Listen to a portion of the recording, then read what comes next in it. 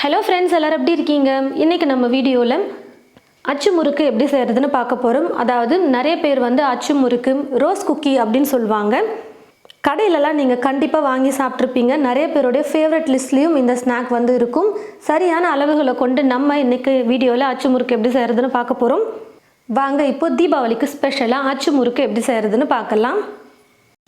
கொஞ்சம் இந்த மாதிரி அகலமான பாத்திரமாக எடுத்துக்கோங்க. அப்போ தான் நமக்கு அச்சு முறுக்கு இதில் எப்படி டிப் பண்ணி எடுக்கிறதுக்கு கரெக்டாக இருக்கும். 1 கப் அளவுக்கு அரிசி மாவு சேர்த்துக்கிறேன். அதாவது நம்ம முறுக்கு தட்டுவடெல்லாம் செய்கிறதுக்கு யூஸ் பண்ணுவோம் பார்த்தீங்களா, அந்த மாவு எடுத்துக்கோங்க. 1/2 கப் அளவுக்கு மைதா மாவு சேர்த்துக்கிறேன். கடையிலலாம் பார்த்தீங்கன்னா மைதா மாவு தான் சேர்ப்பாங்க. நல்லா டேஸ்ட்டாக மொறுமொறுன்னு இருக்கணும்னு நினச்சிங்கன்னா நீங்கள் மைதா மாவு சேர்த்துக்கோங்க. ஒரு சிலர் மைதா மாவுக்கு பதிலாக கோதுமை மாவு சேர்க்கலாமான்னு கேட்பீங்க. சேர்க்கலாம், ஆனால் டேஸ்ட் பார்த்தீங்கன்னா நம்ம கடையில் வாங்குகிற அச்சு முறுக்கு டேஸ்ட் இருக்காது. அதை நான் இப்போவே சொல்லிடுறேன். கொஞ்சம் சர்க்கரையை மிக்சியில் போட்டு நல்லா நைஸாக நான் பவுடராக அரைச்சி எடுத்துருக்கேன். இப்போ இந்த பவுடர் பண்ண சர்க்கரையை 1/2 கப் சேர்த்துக்கிறேன். மிக்சியில் நல்லா பொடியாக அரைச்சிட்டு அதுக்கப்புறம் அளந்து சேர்த்துக்கோங்க. 1/2 கப் அளவுக்கு. நல்ல மணமாக இருக்கிறதுக்காக ஏலக்காய் தூள் 1/4 டீஸ்பூன் சேர்த்துக்கிறேன். 1 டீஸ்பூன் கருப்பு எள் சேர்த்துக்கிறேன். நீங்கள் கருப்பு எள்ளுக்கு பதிலாக வெள்ளை எள்ளு கூட பயன்படுத்திக்கலாம். இப்போ எல்லாத்தையும் சேர்த்து நல்லா கலந்து கொடுத்துட்டு தண்ணி கொஞ்சம் கொஞ்சமாக சேர்த்து நம்ம மாவை கரைச்சிக்கலாம். மொத்தமாக நம்ம 3 விதமாக அச்சு முறுக்கு செய்யலாம். அதாவது ஒன்று பார்த்தீங்கன்னா இது கூட தண்ணிக்கு பதிலாக தேங்காய் பாலை சேர்த்து நீங்கள் கரைச்சிக்கலாம். 2வது ஆப்ஷன் பார்த்தீங்கன்னா தேங்காய் பால் முட்டையெல்லாம் சேர்த்து செய்வாங்க, முட்டையும் சேர்த்துக்குவாங்க. 3வது பார்த்தீங்கன்னா தேங்காய் பால் முட்டை எதுவுமே இல்லாமல் டக்குன்னு சிம்பிளாக செய்யணும் அப்படின்னு நினச்சிங்கன்னா தண்ணியை மட்டும் சேர்த்து கரைச்சிக்கோங்க. நம்ம இன்னொரு வீடியோவில் முட்டை சேர்த்து எப்படி செய்கிறதுன்னு பார்க்கலாம். இப்போ சிம்பிளாக நம்ம டக்குன்னு செய்கிறதுக்கு தேங்காய் பால் அரைக்க வேண்டியதில்லை, அதெல்லாம் எதுவுமே பண்ண வேண்டியதில்லை. தண்ணியை சேர்த்து நம்ம கரைச்சிக்கலாம். கொஞ்சம் கூட உருண்டைகளே இல்லாமல் நல்லா நைஸாக மாவை கரைச்சிக்கணும்.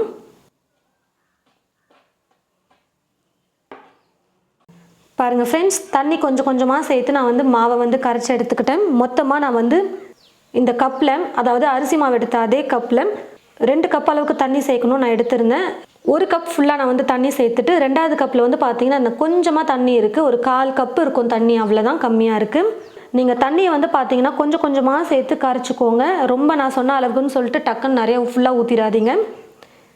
நம்ம எடுக்கிற மாவோட அளவுகளை பொறுத்து தான் நம்ம தண்ணி கொஞ்சம் கொஞ்சமாக சேர்த்து மாவை கரைக்கணும். எடுத்து ஊற்றும்போது இந்த மாதிரி நல்லா தண்ணியாக விழணும் பாருங்கள். இதுதான் கரெக்டான கன்சிஸ்டன்சி. ரொம்ப மாவை கெட்டியாக கரைச்சி எடுத்துக்கிட்டாலும் ரொம்ப மொத்தமாக நமக்கு அச்சு முறுக்கு கிடைக்கும். அப்போ பார்த்தீங்கன்னா கட்டன்னு இருக்கும். ரொம்ப மொத்தமாக வந்துருச்சுன்னா நல்ல ஒரு மெல்லிசான லேயரில் கிடைக்கணும் அச்சு முறுக்கு. அப்போ தான் சாப்பிட நல்லா சூப்பராக இருக்கும், மொறுன்னு. இப்போ நம்ம எடுத்துருக்கிற கன்சிஸ்டன்சி கரெக்டாக இருக்குது. உங்களுக்கு வீடியோவில் பார்த்தீங்கன்னா தெரியும் நான் எந்த பதத்தில் மாவு கரைச்சிருக்கேன்னு சொல்லிட்டு. நான் பார்த்தீங்கன்னா இப்போது அச்சு முறுக்கு செய்யறதுக்கு நான்ஸ்டிக்கில் வாங்கியிருக்கேன். நான் கடையில் போய் அச்சு முறுக்கு செய்கிறதுக்கு அச்சு வாங்கும்போது பார்த்தீங்கன்னா மொத்தமாக அவங்க 3 விதமாக காட்டினாங்க. அதாவது ஒன்று பார்த்தீங்கன்னா இரும்பில் காட்டினாங்க, இன்னொன்று ஸ்டீலில் காட்டினாங்க, 3வது அந்த நான்ஸ்டிக்கில் காட்டினாங்க. நான் நான்ஸ்டிக்னால் நம்ம பழக்கப்படுத்த தேவையில்ல, அதெல்லாம் எதுவுமே பண்ண தேவையில்ல. நான்ஸ்டிக்கில் நம்ம அப்படி செய்யலாம் அப்படின்றதுக்காக நான் நான்ஸ்டிக்கில் வாங்கிக்கிட்டேன். நீங்கள் பாத்திர கடையில் போய் நீங்கள் கேட்டிங்கனாலே கொடுப்பாங்க. உங்களுக்கு எது வேணுமோ அதை மாதிரி நீங்கள் பார்த்து வாங்கிக்கோங்க. ஸ்டீல் இல்லை, இரும்பு இல்லைனா இந்த மாதிரி நான்ஸ்டிக்கில் கூட வாங்கிக்கோங்க. அதே மாதிரி ரொம்ப பெரிய சைஸும் நான் வாங்கலை, மீடியம் சைஸ் சின்னதாக இருக்கிற மாதிரி தான் நான் வாங்கியிருக்கேன். இந்த டிசைனில் நான் வாங்கியிருக்கேன். நம்ம ஊர் கடைகளெல்லாம் இந்த டிசைனில் கிடைக்கும் அச்சு முறுக்கு, அதனால் நான் இதை வாங்கியிருக்கேன். அச்சு முறுக்கே பார்த்தீங்கன்னா நிறைய டிசைனில் கிடைக்குது. இந்த மாதிரி இல்லாமல் நிறைய வேறு டிசைன்லலாம் கூட கிடைக்குது உங்களுக்கு. நீங்கள் இரும்பில் அந்த மாதிரிலாம் வாங்கினீங்கன்னா பழக்கப்படுத்தணும். ஃபஸ்ட்டு எடுத்ததுமே அப்படியே நீங்கள் அச்சு முறுக்கு மாவில் டிப் பண்ணி எண்ணெயில் போட்டிங்கன்னா வராது, கரண்டிலே ஒட்டிக்கும். நல்லா எண்ணெயில் நம்ம பழக்கப்படுத்தணும். கடாய் அப்படி இல்லைன்னா பேன் எடுத்துக்கோங்க. கொஞ்சம் அகலமாக இருக்கிற மாதிரி இருந்ததுன்னா நம்ம அச்சு முறுக்கு ஒரு பக்கம் விட்டுட்டு இன்னொரு பக்கம் இந்த கரண்டி எண்ணெயிலே வைப்போம். அதுக்காக கொஞ்சம் ஸ்பேஸ் இருக்கணும், அதனால் கொஞ்சம் பெருசாகவே பார்த்து எடுத்துக்கோங்க. இப்போ கடாயில் எண்ணெய் ஊற்றி வச்சதுமே இந்த எண்ணெயிலே பார்த்தீங்கன்னா இந்த அச்சு முறுக்கை நான் வச்சிடுறேன். எண்ணெய் காயிற வரைக்குமே இந்த அச்சு முறுக்கு கரண்டி இதிலே இருக்கட்டும். எண்ணெய் நல்லா காஞ்சதுக்கு அப்புறமா எண்ணெயில் வச்சிருக்கிற இந்த அச்சு முறுக்கு கரண்டி எடுத்து மாவில் டிப் பண்ணி எண்ணெயில் வச்சுக்கலாம். ஒவ்வொரு முறையும் பார்த்தீங்கன்னா மாவை கலந்து கொடுத்துட்டு அதுக்கப்புறமா கரண்டியை மாவில் டிப் பண்ணுங்கள். முக்கியமான ஒரு டிப்ஸ் பார்த்தீங்கன்னா கரண்டியை 3/4 பாகத்துக்கு மட்டும்தான் மாவில் டிப் பண்ணணும். ஃபுல்லாக நீங்கள் முழுக வச்சிட்டிங்கன்னா அந்த கரண்டியிலிருந்து மாவு எண்ணெயில் தனியாக விழாது, ஒட்டிக்கும் கரண்டியிலேயே. முக்கால் பாகத்துக்கு மட்டும்தான் நீங்கள் மாவில் கரண்டியை நனைக்கணும். மாவில் டிப் பண்ணிவிட்டு எண்ணெயில் நம்ம எடுத்து வச்சிட்டோம்னா போதும்.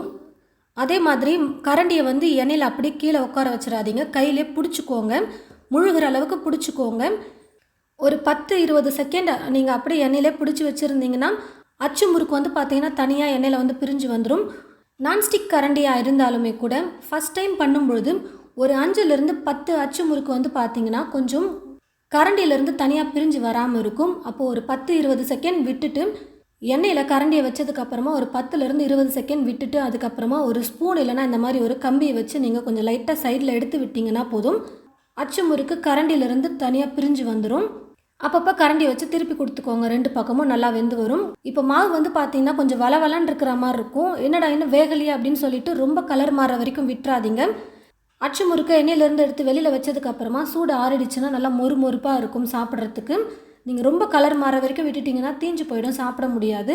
தீயை வந்து கொஞ்சம் லைட்டாக குறைச்சி வச்சுக்கிட்டே குக் பண்ணும்பொழுது கரெக்டாக இருக்கும் நமக்கு. முதல்ல ஒரு ரவுண்ட் மாவு போட்டதுக்கப்புறமா அது வேகிற வரைக்கும் நீங்கள் என்ன பண்ணுறீங்கன்னு பார்த்தீங்கன்னா இந்த கரண்டியை எண்ணெயில் வைங்க, நல்லா சூடாகணும். நல்லா சூடானதுக்கப்புறமா இந்த அச்சு முறுக்கை எடுத்துகிட்டு அதுக்கப்புறமா திரும்பவும் மாவில் டிப் பண்ணி நீங்கள் எண்ணெயில் போட்டுக்கோங்க. ஒவ்வொரு முறையும் நீங்கள் செய்யும் பொழுதும் வந்து பார்த்திங்கன்னா கரண்டி வந்து எண்ணெயிலே தான் இருக்கணும். ஒவ்வொரு முறையும் நீங்கள் செய்யும் பொழுதும் அப்போ தான் கரெக்டாக நமக்கு அச்சு முறுக்கு சூப்பராக வரும். புதுசாக இப்போ தான் நம்ம கடையிலேருந்து வாங்கிட்டு வந்து யூஸ் பண்ணுறோம் அப்படின்னும்பொழுது இந்த மாதிரி கிட்டத்தட்ட ஒரு 5-10 முறுக்கு வந்து பார்த்திங்கன்னா நமக்கு ஒட்டியே தான் வரும். என்னடா வரலையேன்னு சொல்லிட்டு பயந்துக்க வேணாம். அதுக்கப்புறம் செய்ய செய்ய வந்து பார்த்திங்கன்னா தனியாக அழகாக வந்து அச்சு முறுக்கு வந்துடும். ஒரு வேளை வரலனாலும் பரவாயில்ல, நீங்கள் லைட்டாக ஓரங்களை மட்டும் நீங்கள் இந்த மாதிரி ஸ்பூன் இல்லை கம்பி வச்சு லைட்டாக எடுத்து விட்டிங்கன்னா போதும், அழகாக கரண்டியிலேருந்து மாவு பிரிஞ்சு வந்துடும். நல்லா சூப்பராக நமக்கு அச்சு முறுக்கு கிடைக்கும். பாருங்கள் ஃப்ரெண்ட்ஸ், அச்சு முறுக்கு ரெடி பண்ணிட்டோம். இனி கடையில் வாங்கிட்டு வந்து நம்ம சாப்பிட வேண்டியதே இல்லை. நமக்கு தேவைப்படும் போது வீட்டிலையே செஞ்சுக்கலாம். கொஞ்சமாக மாவு தான் நம்ம எடுத்தோம், அதுக்கே வந்து பார்த்திங்கன்னா நிறைய அச்சு முறுக்கு வந்து கிடச்சிது. நிறைய பேர் வந்து இதை வந்து பார்த்திங்கன்னா அச்சு முறுக்குன்னு சொல்லுவாங்க, ரோஸ் குக்கின்னு சொல்லுவாங்க. ஒவ்வொரு ஊரில் ஒவ்வொரு மாதிரி சொல்லுவாங்க. ரொம்பவே மொறுன்னு சூப்பராக நம்ம பண்ணிட்டோம் பாருங்கள். கடையில் விற்கிறது போலவே நம்ம டேஸ்டியாக செஞ்சு எடுத்தாச்சு.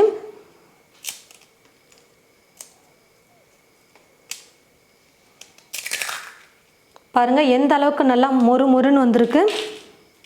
நான் சொன்ன இதே அளவுகளை கொண்டு நீங்கள் செஞ்சீங்கன்னா கண்டிப்பாக டேஸ்ட் வந்து ரொம்ப சூப்பராக இருக்கும். இனிப்பு எல்லாமே கரெக்டாக நம்ம சேர்த்துருக்கோம். இன்னும் கொஞ்ச நாள் கழித்து நம்ம திரும்பவும் அச்சு முறுக்கு எப்படி செய்கிறதுன்னு பார்க்கலாம். அந்த வீடியோவில் வந்து நம்ம தேங்காய் பால் முட்டையெல்லாம் சேர்த்து எப்படி செய்கிறதுன்னு பார்க்கலாம். இப்போ செஞ்சுருக்கிற இந்த அச்சு முறுக்கை நீங்கள் உங்களுடைய வீட்டில் தீபாவளிக்கு ட்ரை பண்ணி பாருங்கள். ட்ரை பண்ணி பார்த்துட்டு எப்படி இருக்குன்னு சொல்லிட்டு மறக்காமல் கமெண்ட் பாக்ஸில் வந்து கமெண்ட் பண்ணுங்கள். இந்த வீடியோவை மற்றவங்களுக்கும் ஷேர் பண்ணுங்கள். இது போல் நிறைய ரெசிபீஸ் பார்க்க தமிழ் ஃபுட் மசாலா சேனலை மறக்காமல் சப்ஸ்கிரைப் பண்ணிக்கோங்க. கூடவே பக்கத்தில் இருக்கிற பெல் ஐக்கானை கிளிக் பண்ண மறந்துடாதீங்க. தேங்க்யூ.